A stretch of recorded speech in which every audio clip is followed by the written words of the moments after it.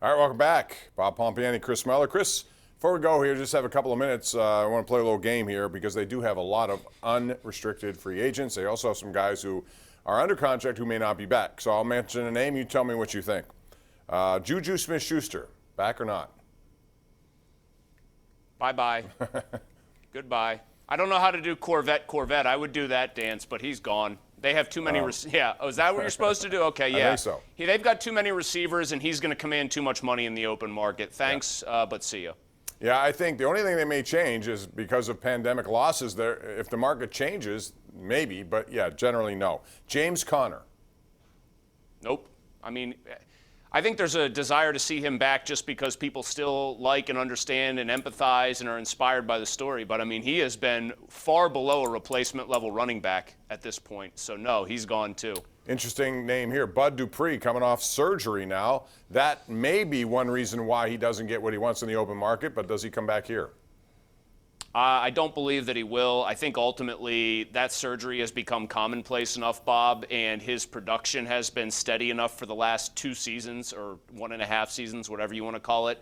Teams are always desperate for pass rushing. He's a pretty versatile guy, a pretty complete outside backer. I think somebody's going to pay him enough that he's too rich for the Steelers. From the offensive line, Alejandro Villanueva.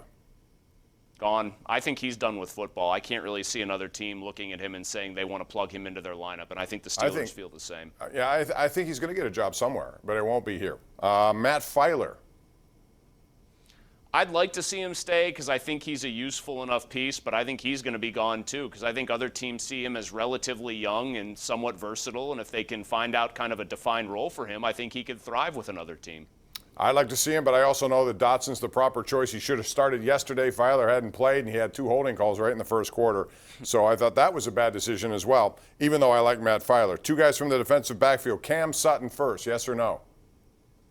I mean, I would like to see Cam Sutton back because I think he could be pretty good down the road, but this again looks like a scenario where they waited too long to figure out exactly what they had, and he's going to be another guy they just can't afford to keep. I would love to see them do it, but I don't think it's going to be possible. I think he's going to be the one they do keep just because the next guy I'll mention to you is going to be gone because he'll get a better offer, and that's Mike Hilton.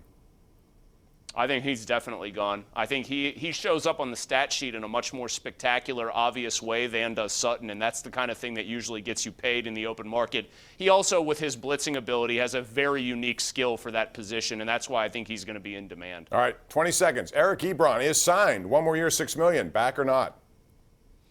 If Roethlisberger's back, I think he is because I think Roethlisberger likes him as a target. All right. That's going to do it, Chris. Thanks as always. Appreciate it. It's going to be an interesting offseason, no doubt about that. That's going to do it. For Chris Mueller, I'm Bob Pompeani. Thanks for joining us tonight. We're sorry we couldn't get more calls in. We need more time. I keep demanding that, but we haven't got any answers. We're out of time. We'll see you tomorrow night right back here at 10:35. Good night.